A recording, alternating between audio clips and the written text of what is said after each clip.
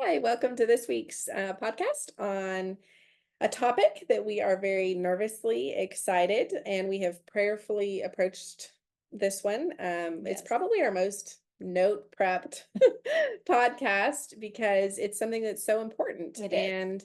And if you're going, what in the world is the topic? Um, it is on the topic of biblical discipline Yes. and correction. And we've gotten a lot of questions on this from Mhm. listeners, from people in our day-to-day life. Yes. And I feel like this is a very misunderstood topic, Can be controversial, can have can be lots of controversial. emotions. Yep. So we are looking forward to talking about this with you today. But this is Rebecca Messer, and I'm with our co-host. Oh, I'm the co-host for Training Them Wisely with our host Renee Christensen. If you would please take a brief moment to review our ministry and give us a 5-star rating, we would really appreciate it because it helps us continue to grow in our ministry towards other parents. Renee speaks at church conferences and events and conferences in general, teaching parents and grandparents how to disciple and grow in their walk with the Lord while they're discipling their kids, Yes. because authentic, loving discipleship matters. So, biblical discipline. Discipline is something that if we have kids, it's something that we're going to need to do. They don't come out perfect. They're They are sinners. they are sinners. They are going to make a mistake. Kids are messy. They are growing. They are learning. They have big emotions. They will be defiant. They will test you. That's what they do. That is a normal child, and that's what kids. And I think I just like to remember that, God sees us as his children. Yep, he does. And we're going to talk about all of this more as we get into it. This is probably going to be a two-part. We may try to get into one, but this might end up being a two-part thing. Yes. Because we don't want to shortchange you Mhm. guys or ourselves in Yes. discussing something that is this important. Mhm. But one thing that is just kind of important to remember is um, we get corrected by God. Like, Yes. we're not exempt from discipline Mhm. once we hit a certain age. And so as a mom, it helps me to remember, yes, I don't like disciplining my children, but God probably really doesn't like to Mhm. discipline me either. And so it's helpful to remember, I think, that we're all kids Yeah. in one sense or another. Yeah. And Um, even though we don't enjoy discipline, it's never pleasant for the moment. It's not something that we really have to dread doing because we love our children. And so God disciplines us out of because he loves us and wants what's best yeah. for us. And we do the same thing for our children. I think about a child that would be one of my children that was rather impulsive that would like to go to the edge of something where they could be hurt. Whenever we have boundaries and you're not supposed to go out into the street, it would not be loving at all for me to allow them to go past that boundary and possibly get hit by a car. There's a reason that we have things in place. um, and so we're just going to talk about how to do that, because we want the discipline that we are doing for our children to not be done so that we're not trying to have a perfect child.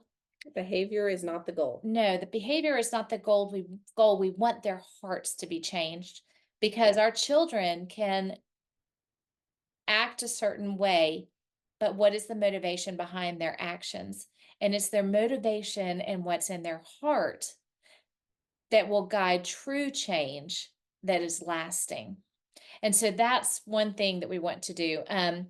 One verse we wanted to talk about is Proverbs 12:1, and that says, "Whoever loves discipline loves knowledge, but he who hates reproof is stupid." So Very specific there. very specific. This doesn't just, that verse does not just apply to kids. It does not just apply to kids at all. And so whenever we are disciplining kids, we want them to be gaining knowledge. We want them to understand why they're being disciplined. We want them to understand what God's word says. So there's ways that we can discipline. And we're going to talk about very specific things. We're going to talk about things that as parents we should not do biblically. And also, yeah, Things that we should do things that we should do. biblically. Um, One, I guess, kind of two things that came to mind as like we've started talking about it is, one is there's words that we can tend to think of as restrictive or negative or something that we dread, like schedule, boundaries, rules. Like, I know people, and if you're one of those listening that you're like, I'm a rule breaker, Okay, so this, some of these words are probably going to go, it's rubbing that hair on the cat backwards. But one thing that can really just help shift your mindset on this, it's actually another verse in Proverbs. It's 29 verse 17 that says, "Discipline your son, and he will give you rest. Yes. He will give delight to your heart." Mhm. That's not something to dread. That is That's not. not a negative. That's that's creating someone that brings delight Yes. to your heart, to it will give you rest. And Mhm. so it's a good thing to have discipline It and is. order in our lives. And that doesn't mean that you have to be restrictive. It may feel restrictive at times. I mean, discipline doesn't feel great, let's be honest. Mhm. um, but it's a good thing. It is. And It's a very good thing, and it's something that we need to do. And there's different ways that we can discipline. Um, which is the second thing that kind of came to mind as we started in, yeah. that I wanted to be sure to cover with you guys is, I've gotten a lot of questions. Renee's gotten a lot of questions, not just through the ministry, but we've gotten questions on what's an appropriate form of discipline. Should I spank? Should I not spank? Should I put him in timeout? Should I not put him in timeout? Like all the different forms and all the different methods. Okay. And we are here to tell you we have no plans in this podcast. And if there is a part two, we have no plans in part two. We have no plans to discuss specific forms of acceptable punishment, correction, discipline. And our reason for that is we don't want to, again, we don't want to shortchange you guys or ourselves, because one of the things that we're going to discuss is the importance of the Lord leading you Mhm. and your family, and that Yes. you are in his word, and that you're not taking something that anybody, not just Mhm. us, any parenting guru that says this is the way, Yeah. maybe not. And so We want to use the we Bible. want to use the Mhm. Bible. So And we those want you to biblical search the principles. scripture. If you have specific questions with your stuck or you need to troubleshoot, you're welcome to reach out to us individually, Mhm. and we can try to get you all resources that would be helpful. But we don't have any plans to discuss this. Sorry, guys, we're not approaching any of the dreaded topics. We're not going there, because what we want to really discuss is kind of the main purpose and heart. It's the discipleship Mhm. on the topic of biblical discipline. Yeah. And so we're focusing right now on the heart change and the why. Yeah. And so we're actually going to talk with what the discipliner, the parent, different things that we need to be careful of.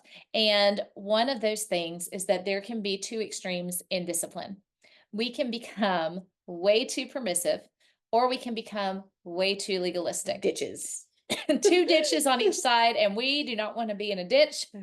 We want to be where we need to be, Yeah. more in the middle. So talk to us a little bit about. So I have been around environments where I have seen these two things carried Mhm. out kind of in their extreme. Yeah. And like if you think about a car getting stuck in a ditch or stuck in a rut, it's not a positive thing. They get stuck. You want to Mhm. get out of it.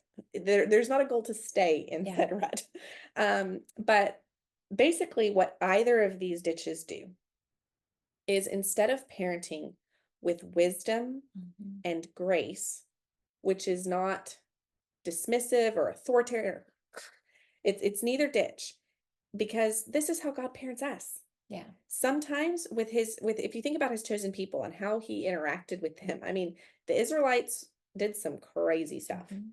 Um, but God parented them with wisdom and with grace. One of the things Yeah. that came to mind was, when we were discussing this, was with the scenario when they had set up the golden calf, and God saw everything they were doing. Now, granted, they had complained, it was like the last straw, Mhm. but he saw their behavior, and he told Moses he was going to destroy them. They were gone. He was done. And Moses intervened and prayed on their behalf.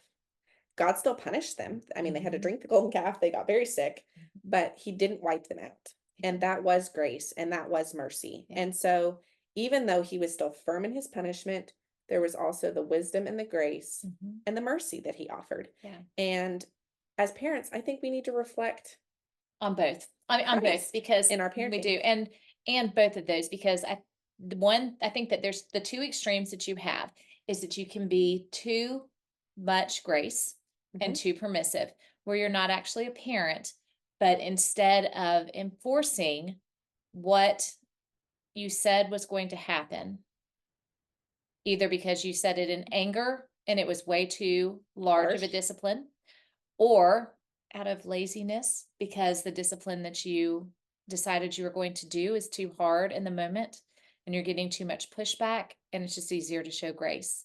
There are definitely times to show grace. I'm not saying that I show grace plenty of times, but we need to be not so much grace that there is not actual change, discipline, correction, something that is causing your Yeah. child to Because realize what they're doing wrong. over and over again in the Bible, people are like, well, are you more justice oriented or more? Okay, it's both. It is. Every time you see an example from the Lord, it is both. There is justice, there's mercy. They are not in conflict with each other. No. It is not one or the other. It Mhm. is both. It And is. so our parenting needs to reflect that. And we today also don't really want to discuss all the different types of parenting Mhm. styles that you can do.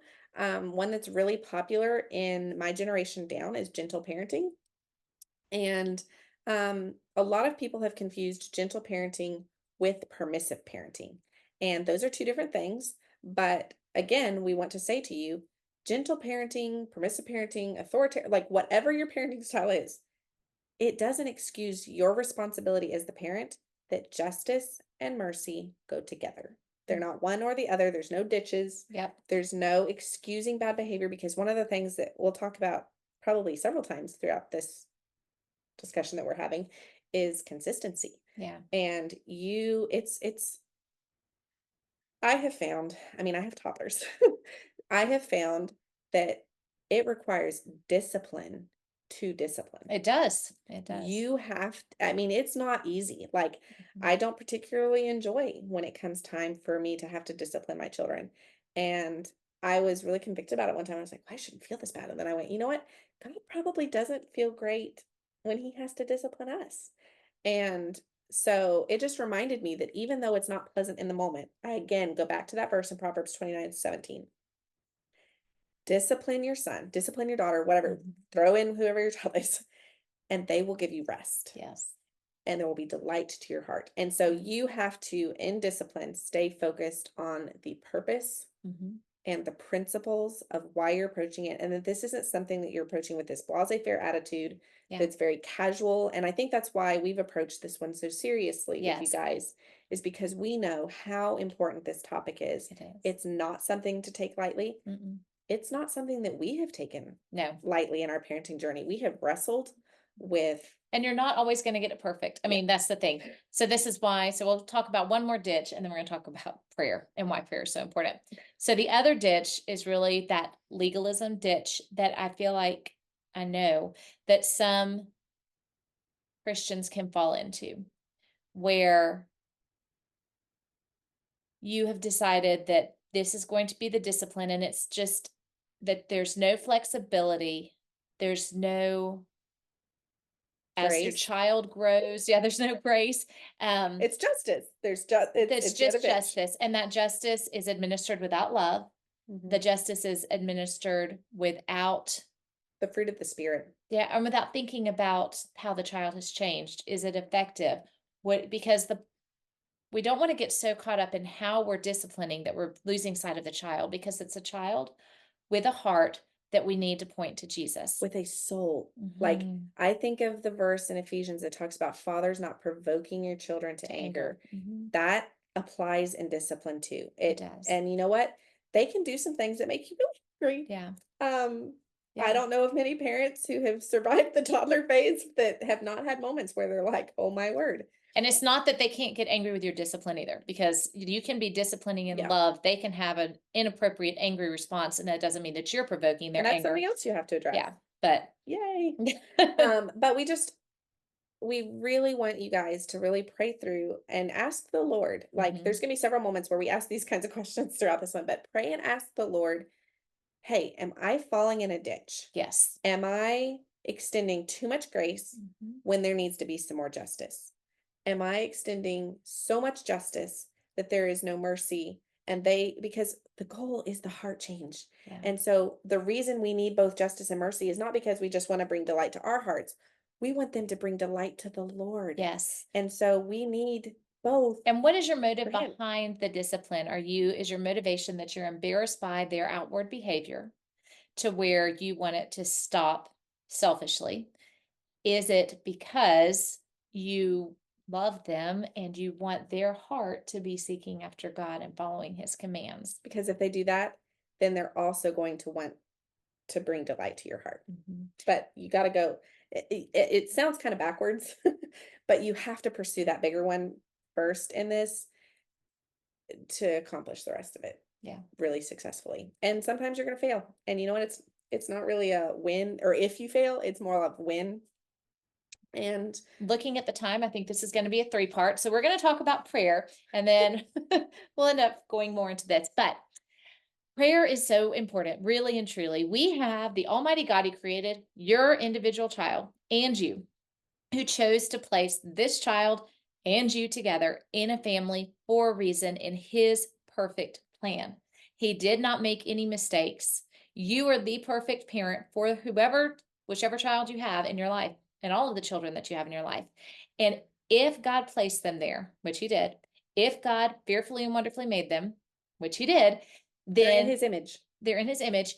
And he is saying that you can approach his throne and ask him and talk to him, then we need to do that. Whenever we want to have discernment and we want to have guidance and we want that to come from him. We want to be in God's word. We want to be getting instruction from him. We want to be talking to him and listening to what he has to tell us as we're disciplining our kids. Because sometimes whenever we are parents, we might think that something's a discipline issue. And one thing that we need to be able to do through discernment is it a childish issue or is it a discipline issue? Because not every Disruptive situation requires discipline. it doesn't. And think about one thing with what you were saying earlier with the praying and asking God, and we're made in his image. Think about it from like if you're very technically minded, if your dishwasher's acting up, if your washing machine is acting up, you go consult the troubleshooting guide in your manual. You go consult the person who wrote the guide, who made the thing. Yeah.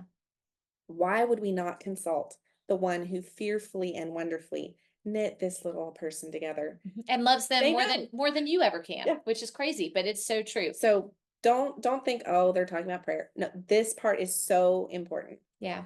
Because kids are messy. They are, and literally messy. They're literally going to Literally. make messes. Some of my children have some different needs, and they have some different they're Learning opportunities. more different learning opportunities. Well, I'm just thinking too, like literally messes. Yeah. My children, because of the way that God fearfully and wonderfully chose to make them, that some of them have more difficulty being able to hold things and not spill them. And so for that, we never disciplined over something like this. Whenever they're at the table and they would knock over a drink, we just would laugh about it and we get a towel out and we clean it up because it wasn't something that they were doing. I know that that's a really minor thing, but if But don't cry over spilt milk. don't cry over spilt milk, I mean, but there's things that are literally just childish and immature things that they're going to do and that they're going to forget. An example on, you have this situation. If you, Renee, were to approach that situation and legalistically go, you're getting disciplined,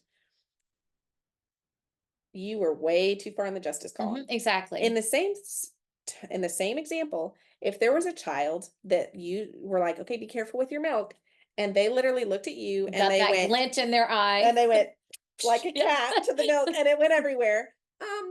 If you do not discipline them in that moment, you're in the mercy ditch too far, and it is time to bring it back because there needs to be some justice. So like that is a great example because you have to approach it understanding, and you have to be looking to see what's going on in their heart. Yes. Not just the action, but what's going on in their heart. Because kids are developing. They are. They're learning how to regulate their emotions. Yes. They're learning. They're learning. They're not learning. there. They're learning. This They're is and they're going to be skills they're building. continuously learning. And there's a lot going on developmentally. Yes. In their brains. Like their brains are not fully developed to be able to distinguish a lot of things. So it's crucial, as we'll discuss a lot later, that we are speaking life. Yes. And guidance into their souls. Yes. And not condemnation. Yes. Or something that as we prepped that I got just very excited to talk with you guys about is not speaking condemnation and making it an impossible situation for them, where they cannot escape. Yes. And the verse that I immediately kind of came to mind with this was First Corinthians, and it's in chapter 10, verse 13. And I'm so excited to read this one with you guys. It says, "No temptation has overtaken you that is not common to man. God is faithful, Mhm. and he will not let you be tempted beyond your ability. But with the temptation, he will also provide the way of escape that you may be able to endure it." Yes. So if we're taking the principle that we need to be parenting like godparents, then we need to be faithful. We need to understand that we're not tempting our children beyond their ability. Yes. I have had parents back in college, and here's one of my little. Are you one of my little I can ones? think of one right that just happened right now. My children, they are exhausted and they're out there playing and Oh yeah. and we decided that we were going to let them watch a show while we recorded this one because they were up really late last night and we worked really hard on the farm this morning and I know that they're exhausted and so this just We were not going to gives ask them an out. them to be silent while we're making this recording because that is tempting them beyond what they are able to do. Whenever they're this exhausted. Now, if we just said, okay, you all have to be silent, and we gave them something, we also needed to provide a way of escape for them. Mhm. And so, yeah, it was time for a little bit of screen time for them to be quiet. And still, even one of them was, she needed a mommy check-in. So we need to be careful because one of the things is that I think that's also important. We have to accept responsibility here. Yes. We are the parent. Mhm. The child is not the parent. We do not need to expect perfect behavior from them. We do not need to expect them to behave like an adult because they're not. No. You are the parent. Okay. So the other thing that we need to be praying about that I want you to talk to us a little bit more about is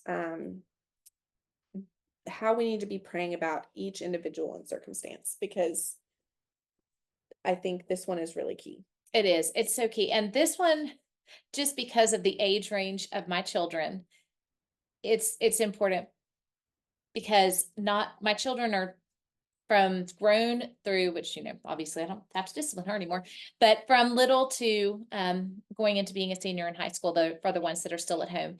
And so each individual is very different. I have 7 children. Every one of them is very different. I have one that just needs to be spoken to much more gently than any of my other children do.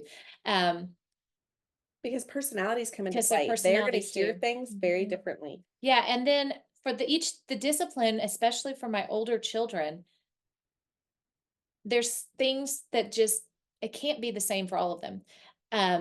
My Teenagers can reason in a Mhm. way that toddlers cannot. They can, exactly. And like for instance, my daughter, what she will a discipline that we might use with her. I know we're not getting too specific, but one discipline that we would do with Sorry, her kids. Gotta have a little in here. is that we'll take her phone away. That That's would be that's a common yeah. one. And so and she just FYI, because I think this is important, her phone is locked down. There's not a lot that she can access on it, but she does have a phone. But we're very careful with what we do, and I think that's important too. Whereas my son, who actually does have a phone as well that he could use that it doesn't hooked up to Wi-Fi, or it hooks up just to Wi-Fi and he can text us for an emergency. He could care less about anything electronic and literally is never on his phone ever. If you text him something, he might see it 3 months later, maybe, if he picks up his phone in that amount of time. And so for me, I can't do the same discipline for those same people. I mean, that sounds like a silly example, but it's true. Also, their hearts are different. They have Mhm. different struggles. And so if they have different struggles, then they need to have different ways that we react to every circumstance. And you see over and over again in the Bible, God disciplined people differently Mhm. depending on the circumstance and depending on who it was. The principles were still the same, They were. but the exact discipline that was carried out varied.